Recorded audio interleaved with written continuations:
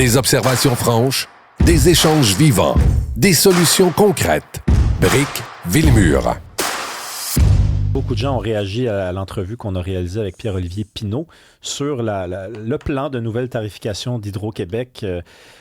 Beaucoup de gens disent que c'est les pauvres qui vont souffrir, d'autres disent que c'est les riches qui vont payer. Tu vois, ça divise beaucoup, Karima.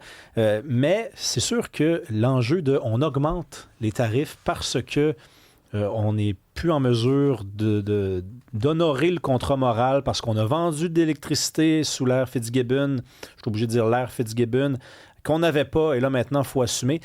Il y a un enjeu de clarté puis d'honnêteté aussi dans les communications. Quand les choses sont dites honnêtement et clairement, on dirait que ça passe mieux.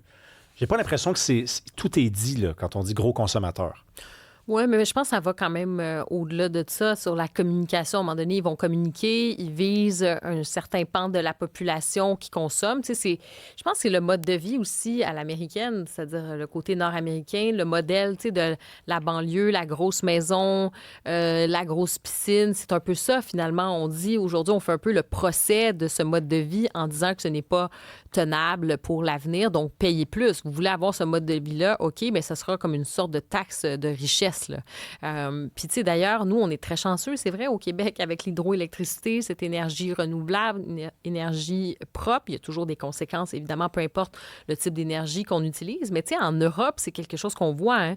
Si vous avez des piscines, l'eau, il y a quand même, c'est pas la norme nécessairement. Moi, je peux parler, par exemple, pour la France, où on va même cartographier, on va faire des photos, imaginez, des photos là, satellites. Là, on va cibler. Si vous êtes dans une zone, par exemple, on est dans une zone de chaleur extrême, on va dire aux gens, ne remplissez pas votre piscine, vous pouvez avoir des amendes. Il y a vraiment, là, on ne réalise pas à quel point on est chanceux au Québec, mais aujourd'hui, il y a un peu ce procès, je trouve, de ce mode de vie où on va culpabiliser les gens, puis on nage, en fait, en plein paradoxe, là, c'est-à-dire que on veut de la croissance, on veut que les gens achètent, on veut que les business, les entreprises fonctionnent, que les gens continuent d'acheter des choses, on veut préserver des emplois. Donc, on est dans cette société capitaliste qui a besoin qu'on consomme, mais en même temps, on va pénaliser la consommation, puis on nous envoie des messages presque de décroissance en disant que c'est pas tenable. Donc, je trouve qu'on nage dans ces paradoxes-là. Puis tu as raison de dire que je trouve c'est comme une fierté d'Hydro-Québec. Puis s'il y a bien une affaire où on est fier, on est heureux, puis de se dire qu'on peut peut-être avoir des tarifs plus préférentiels, bien, c'est bien grâce à Hydro-Québec là-dessus. Puis ça, c'est dommage de perdre ça. Il y a un auditeur, François de Belleuil, j'aime beaucoup ce commentaire-là. Vous parlez d'un parc électrique. J'ai un ami, moi ça j'adore. J'adore les histoires de gens qui sont sur le terrain. J'ai un ami à moi qui est monteur de ligne. Il ne fait que des réparations à Saint-Jean-sur-Richelieu. Pourquoi? Les fils à haute tension sont tout le temps en surcharge, ils brûlent et il doit les changer. C'est à cause de la demande des voitures électriques. Donc, mais c'est pour ça que j'ai demandé à M. Pinault, c'est bien beau électrifier les transports, mais si ça coûte plus cher aux gens qui n'ont pas les moyens de se l'offrir, on vit dans quel monde, là? On vit-tu dans un monde où on aide les gens moins fortunés ou les gens plus fortunés? Puis des fois, on imagine que les plus fortunés, c'est du monde qui ont 4 piscines, 8 télés dans le sous-sol. Non, c'est du monde avec une voiture électrique. Il y a quelqu'un qui nous dit, bonjour, puisque ça nous appartient, nous devrions avoir une quantité gratuite d'électricité par citoyen pour une consommation normale et le dépassement au coût du marché. Donc, il y a quand même, des sensibilités aussi au fait quand tu consommes, plus, peut-être qu'il y a une certaine ouverture là, pour certains de dire, ben oui, quelque part, tu vas payer plus, mais lui, il dit, on devrait avoir une quantité gratuite. Ça nous appartient, c'est notre fierté, puis on doit redonner aussi quelque part aux citoyens, aux Québécois. Ensuite, ben on a d'autres, c'est ça, il y a quand même, ça dit oui, ben oui, l'honnêteté de tout bord, par exemple. Ah là là, nommez-moi une autre compagnie dans le monde qui freine la consommation de son produit. Bon, donc il est assez sévère envers, oui, c'est vrai, le Québec. Coca-Cola qui dirait on n'a plus de Coke, là, fait qu'arrêtez d'en acheter. On n'a plus. Ben, d'autres disent, il y a Steven qui nous dit quand même qu'on gaspille l'énergie au Québec comme nulle part ailleurs dans le monde. Il y a un sondage assez bizarre, je trouve, parce qu'on dirait qu'il va dans tous les sens. C'est l'Environics Institute of Survey Research and bridging divide. Je ne le répéterai pas. Carrément, à la demande générale, je ne le répéterai pas. Il y a un total de 6 818 personnes au Canada qui ont été sondées sur leur rapport à l'immigration. C'est un peu obscur, ça. Au multiculturalisme. Oui, j'avais jamais entendu parler de cet institut-là. Et c'est peut-être la dernière fois dont on en parle. Donc, on a sondé près de 7000 personnes. On leur a dit, c'est quoi votre rapport à l'immigration? C'est quoi votre rapport au multiculturalisme? Et les Canadiens critiquent les politiques d'immigration, mais tiennent au multiculturalisme. Ce sont les données du sondage. Moi, je veux t'entendre là-dessus parce que j'ai comme une petite hypothèse. C'est-à-dire, et d'ailleurs, on a des chiffres. Si vous êtes issu de l'immigration, c'est sûr que vous êtes peut-être plus porté à tenir au multiculturalisme. D'ailleurs, 81% des gens qui sont issus de l'immigration et qui ont été sondés disaient tenir au multiculturalisme. Donc, peut-être que ça fausse les données, là aussi. Là. Oui, c'est ça. Sur le multiculturalisme, là, 2 répondants sur 3 qui voient ça d'un œil positif. Mais tu as raison, il faut creuser dans les chiffres un petit peu. Et la différence, la fameuse différence entre le Québec et aussi les autres provinces. Et tu vois qu'au Québec, c'est là où est-ce qu'on croit à ça un petit peu, disons, le moins. 56%. La proportion, c'est ça, de répondants qui croient que le multiculturalisme est bon pour l'identité canadienne, bien, en Colombie-Britannique, c'est à 73 % et la plus faible au Québec, 56 % Tu as raison que les personnes qui sont issues de l'immigration sont plus en faveur de ça. Puis c'est toujours de revenir sur cette doctrine aussi. Hein, c'est quoi le multiculturalisme? Qu'est-ce que ça veut dire, tout ça? Cette espèce de sacralisation quelque part des différences, hein, où l'espèce de culture commune, c'est un peu « venez comme vous êtes ». Alors que c'est vrai qu'au Québec, il y a cette notion-là qui est différente, que ce soit sur la laïcité, que ce soit sur certaines valeurs qu'on va avoir au Québec. Il y a cette identité québécoise aussi qui peut faire en sorte qu'on est moins enclin à être dans cette idée de multiculturalisme canadien.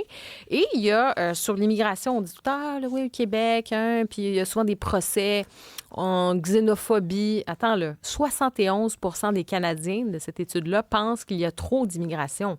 Donc, il y a quand même, les chiffres sont assez là, il faut appeler la chaire là-dessus. de l'UNESCO contre la radicalisation là, pour comprendre ça. C'est là. vrai, On va faire notre Philippe Mercure. À quel niveau, là? On est niveau 1 de la pente de la radicalisation. Ça, c'est l'autre affaire.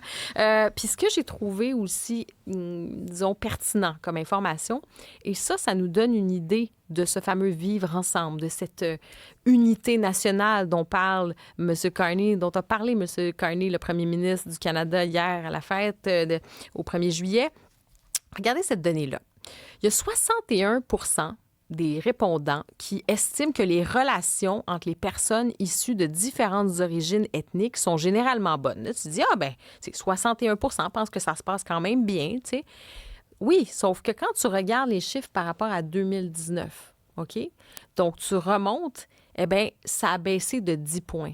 Donc, ça montre quand même quelque chose de l'état de tension aussi, de ces espèces de rivalités ou à tout le moins des chocs qu'on peut avoir, que ce soit quand on parle de l'intégration, de valeurs ou des choses comme ça, ça crée ça. Je te dis pas est-ce que c'est concret, est-ce que c'est réel, tout ça, mais manifestement, les chiffres disent oui, il y a une détérioration par rapport à ça.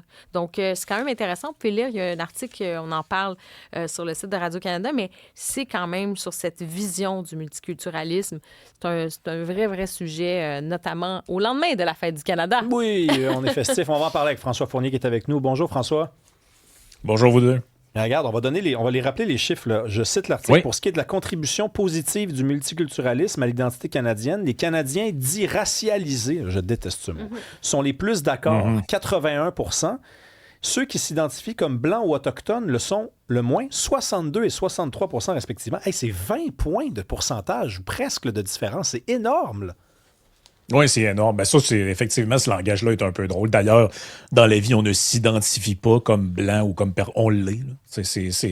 On choisit pas tous. On choisit pas tout dans notre vie, mais ça, on le choisit pas. On est né comme ça ou on l'est pas. Mais bon, ce que je trouve intéressant, par contre, je vais lancer le point positif, c'est que on s'en était parlé il y a je pense une semaine ou deux. J'avais dit ce qui est dommage souvent au Canada, c'est qu'on n'a pas d'informations selon l'origine des gens ou selon leur groupe d'appartenance. On se limite à francophone, anglophone, souvent, par exemple, au Québec, puis on sait pas ce que pensent les Québécois, par exemple, d'origine asiatique ou africaine. Puis moi, je pense que c'est intéressant d'avoir ces données-là. Donc là-dedans, on les a. Vous vous demandiez un peu d'où ça venait. Je pense que c'est en partenariat avec l'Université de Toronto, cette étude-là. Donc, c'est un peu de là que pas viennent répéter cette affaire-là. Non, c'est ça, je te le ferai.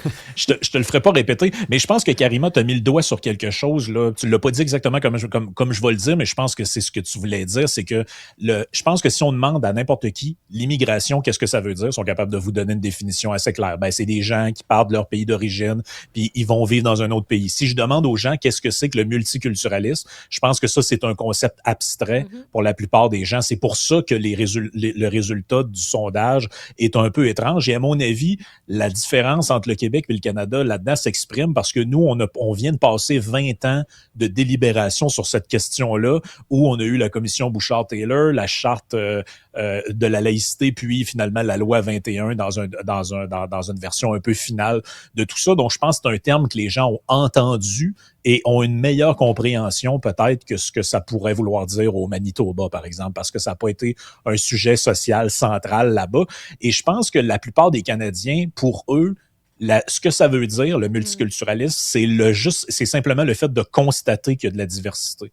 Ce n'est pas pour eux une idéologie, c'est comme un fait. C'est-à-dire, je sors dehors puis je vois qu'il y a un resto thaïlandais, il y a une communauté chinoise, il y a des gens de la diversité. Alors que pour les gens qui sont plus politisés ou plus au fait de cette terminologie-là, ils vont savoir qu'en réalité, c'est pas la diversité, c'est l'aménagement de la diversité via une politique publique qui consiste à dire un peu ce que Justin Trudeau disait, c'est qu'on est un État post-national et dans cet État-là, il n'y a pas une nation ou deux peuples fondateurs, par exemple, comme on disait jadis, mais il y a un amalgame de communautés. Chaque communauté doit être exaltée dans sa différence, sa spécificité, avoir sa journée commémorative, son identité. Et donc, Canadien, ce que ça veut dire, c'est comme une espèce d'amoncellement. Parce que je pense que la vraie question à poser pour avoir un portrait de vraiment de ce que les Canadiens pensent, ce serait plutôt, est-ce que vous pensez qu'il existe une telle chose que l'identité canadienne ou pensez-vous que vous êtes confiné à votre groupe d'origine? Et là, je pense que les résultats seraient vachement différents. Là. Mais je pense que pour beaucoup de gens, ça veut rien dire, en fait. Alors que l'immigration est un concept beaucoup plus facile à saisir parce que ça réfère à une action, à une politique publique facile à identifier. Là. Complètement. Non, c'est vraiment, tu mets le doigt dessus. Puis c'est vrai qu'au Québec, on est habitué maintenant à ces débats-là. On sait ce que c'est quand il y a cette volonté un peu d'affirmation nationale, d'affirmation de l'identité qu'on essaie. Puis c'est un travail aussi, tout ça. Tu sais, c'est pas quelque chose de figé, mais on est plus confronté à ça peut-être, ne serait-ce que par notre histoire aussi, tu sais, de cette volonté de préserver cette histoire-là. Oui, totalement. Puis ce qui est intéressant dans le sondage, c'est ce que Rémi rappelait, c'est que en fait, les gens, toutes communautés confondues, bon, les chiffres varient, mais globalement, la majorité des Canadiens on se partage le constat qu'il y a trop d'immigration, que cette politique publique-là a été exagérée. Et bon, ils sont contents de vivre dans une société diversifiée, mais ils voient qu'il y a comme une limite à ça. Là. Mais on analyse encore ce problème-là, puis ça transparaît dans l'article de Radio-Canada, comme si la population souffrait d'un genre de pathologie. Là. Ouais, les gens n'ont pas vraiment compris que c'est bon, que c'est bien. Donc, je sais pas, faudrait peut-être moderniser le message là-dessus. Il y a une mécompréhension des politiques publiques. Moi, je pense que les gens comprennent très bien ce que ça impacte pour eux. Après, on peut être d'accord ou pas d'accord sur le constat. Mais je pense pas que les Canadiens sont nono, là. Je pense qu'ils savent très bien ce que ça veut dire qu'avoir les politiques d'immigration qui ont été faites dans les dernières années. Ils voient le changement dans leur quartier. Ils voient ce que ça implique. Ils savent qu'avant, par exemple, on voyait pas de gens qui portaient de voile dans leur entourage ou ce genre de choses. Maintenant, ils le constatent. Ils voient tout ça. Ils voient ces changements-là. Et je ne pense pas que c'est en les rééduquant. Parce que je trouve que cette manière-là d'infantiliser la population, ça amène aussi à... On dit, comment ça se fait que le populisme émerge? Comment ça se fait qu'il y a des leaders qui arrivent? Un peu pour ça, les amis. C'est parce que vous infantilisez la population, vous essayez toujours d'interpréter leurs constats et leurs sentiments et leurs opinions au regard de ils sont mal éduqués, ils sont mal informés, donc il faudrait un petit peu leur apprendre à être plus tolérants. C'est un peu ça qui transpire là-dedans. Comme je dis, on peut être d'accord ou pas, mais je pense pas que c'est une bonne manière de voir la problématique. Là. Est-ce que toi, François Fournier, tu crois au virage écolo de Mark Carney? pas au virage écolo, excuse-moi, c'est le contraire. Le virage, Ouais, c'est ce que disons, j'allais dire. plus conservateur en matière d'environnement. Ben ça, c'est fascinant, cette affaire-là, parce que Mark Carney qui nous dit maintenant que la politique climatique telle qu'elle était envisagée par le gouvernement Trudeau, elle n'est pas viable sur le long terme. Je veux juste rappeler qu'il en est en partie l'un des architectes, là, de par son rôle qu'il jouait à l'ONU comme espèce d'ambassadeur, de par son bouquin Values, qui était un espèce de livre un peu comme celui de M. Legault, là, qui était un genre de référence pour le Parti libéral en matière climatique. Et là, maintenant, finalement, il se dédie sur ce qu'il a dit en nous disant que non, il va falloir augmenter la production pétrolière parce qu'ailleurs dans le monde, il y a une demande énorme pour ça de par les conflits qu'il y a, la Russie, le détroit d'Ormuz, tout ce que vous voulez. Il y a une partie du constat qui est effectivement vrai dans tout ça, mais ce qui est maintenant la question qu'on se pose, c'est est-ce qu'on peut le croire? Est-ce que quelqu'un peut faire un virage à 180 degrés à ce point-là? Et ça revient à ce qu'on s'est déjà parlé il y a quelques semaines maintenant, c'est la plasticité idéologique du gouvernement, du Parti libéral. C'est-à-dire que ce parti-là, il peut changer, il peut métamorphoser son offre politique sans aucun remords. Et c'est ça qui est un peu fascinant d'un point de vue de l'analyse politique, c'est que, tu sais, le NPD se promène pas de gauche à droite. Il va rester campé là-dessus. Les conservateurs ont également aussi un positionnement qui peut aller, mettons, de droite à centre, mettons, mais ça dépassera jamais le centre. Le PLC, c'est complètement autre chose. Ils peuvent être radicalement de gauche pendant 1 an et se retourner de bord et s'en aller vers des politiques qui sont limite conservatrices, là. Et ça semble déranger personne, à part M. Guilbeault qui a quitté le cabinet ministériel. Mais pour les autres, ça ne semble pas les déranger. Il y a l'air d'avoir aucun problème de ce côté-là. Et je me demande jusqu'à quel point c'est pas générateur de cynisme aussi dans la population. C'est-à-dire que les gens, peut-être une partie des gens commencent à regarder ça et se disent mais si le premier ministre peut changer d'idée 12 fois sur le même sujet dans les dernières années, en réalité, sur quoi on peut leur faire confiance quand ils nous parlent? Quand est-ce qu'on sait réellement quelle est l'opinion ou le constat réel que ces gens-là font? Quand est-ce que je peux accorder de la crédibilité à ça? Puisque il y a 2 ans, c'était quelque chose, maintenant, c'est autre chose. Et savez-vous quoi? Dans 1 an et demi, on sera ailleurs et on nous dira que maintenant, le monde a changé. Il est de plus en plus incertain, de plus en plus dangereux. Vous voyez, c'est que des espèces de slogans comme ça qu'on anime pour justifier des revirements de situation. Mais moi, je crois pas du tout là, que Mark Carney est un homme différent de celui qu'il était il y a 3-4 ans. Là. C'est juste qu'il constate la réalité, je pense. Il se rend compte que, en fait, on s'en va dans le mur avec cette politique-là. Non, mais François, c'est pas aussi, j'allais dire, peut-être la force à ce moment-là du Parti libéral du Canada, c'est-à-dire sur l'espèce d'ADN, c'est multiculturaliste, immigration. Ça, on ne change pas, c'est pas mal la même affaire. Mais sur l'économie, ben, on se permet un peu plus de souplesse. Quelque part, on y va en fonction des modes ou de l'actualité, quelque part.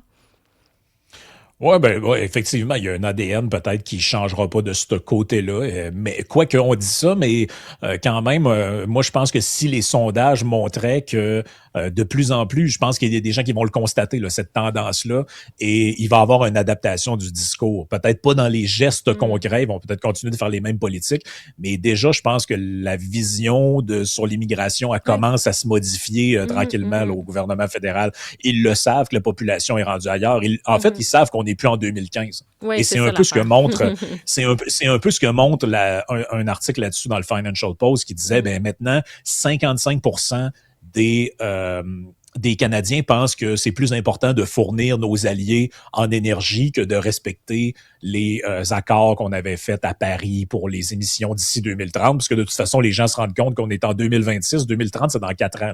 Je ne sais pas si vous vous rendez compte que dans les 4 prochaines années, on ne pourra pas réduire de 50% nos émissions au niveau de 2005, à moins de faire un méga changement de société dont finalement à peu près personne n'est prêt à payer le prix. Ouais, c'est même dans 3 ans et demi. En fait, tu sais, François, puis on va se laisser là-dessus. Je suis pas très elbows up, là. Tu me connais, là, pas très danse des canards, mais je suis quand même obligé de remarquer que Mark Carney, il est capable d'aller chercher des gens plus de la famille conservatrice, il est capable de faire plaisir aux gens de la famille libérale.